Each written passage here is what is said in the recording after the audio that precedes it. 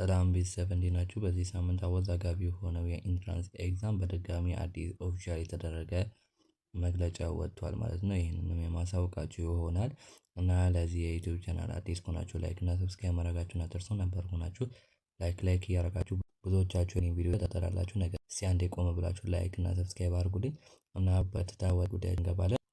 ብዙ ተማሪዎች እንዳሳወቁ ከሆነ በየትምህርት ቤታችን እየተሰጠ ያለ አዲስ መግለጫ አለ ማለት ነው። በትምህርት ሚኒስቴር በኩል የመጣ እንደሆነ ባይታወቅም ነገር ግን በትምህርት ቤታችን ዳይሬክተር እየተነገረን ያለ ነገር አለ እያሉ ነው።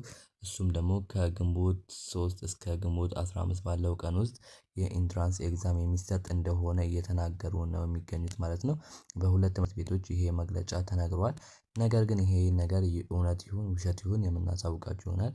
ማለትም እኛም ከዚህ በፊት ባሳወቅናችሁ መግለጫ መሰረት ግንቦት 3 በውስጥ የተያዘ መስመር ቦታ እንደሆነ ነግረናችሁ ነበር። ነገር ግን ከዚህ ከመግለጫው በኋላ ይቀየራል ብዬ አስባለሁ። እንደኔ ሀሳብ በየትምህርት ቤታችሁ ሊሰጥ አይችልም። ምክንያቱም ኦልሞስት ሙሉ በሙሉ ዘንድሮ በኦንላይን ፈተናቸው እንደሚሰጥ ትምህርት ሚኒስቴር አሳውቋል ማለት ነው። በዛ መሰረት ደግሞ በኦንላይን የሚሆን ከሆነ በየትምህርት ቤታቸው የሚገኘው የፒሲ መጠን አነስተኛ ስለሚሆን ግዴታ በየዩኒቨርሲቲው ሄዳችሁ መፈተን ይኖርባችኋል። ስለዚህ ዩኒቨርሲቲ ለመግባት ደግሞ ፍሬሽማን የተለያዩ ውስጥ ያሉ ተማሪዎች እንዲወጡ መደረግ አለበት።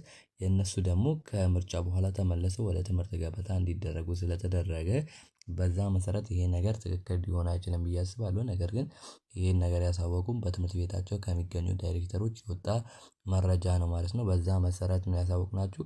ይሄ እንድትጨናነቁ ሳይሆን ትምህርት እንድትዘጋጁበት ነው።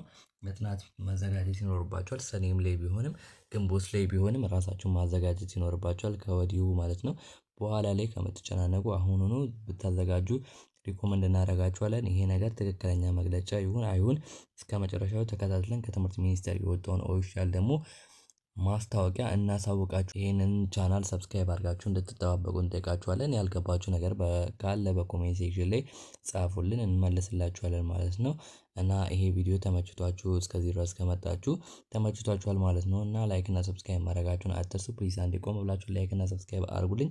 ቪዲዮ ቫይራል እየወጣልኝ ስላልሆነ እናንተም ብታበረታቱኝ ላይክ እያደረጋችሁ ብታበረታቱኝ ደስ ይለኛል። እና ቀጣይ ባሪ ቪዲዮ እስክንመለስ ድረስ ይመቻችሁ።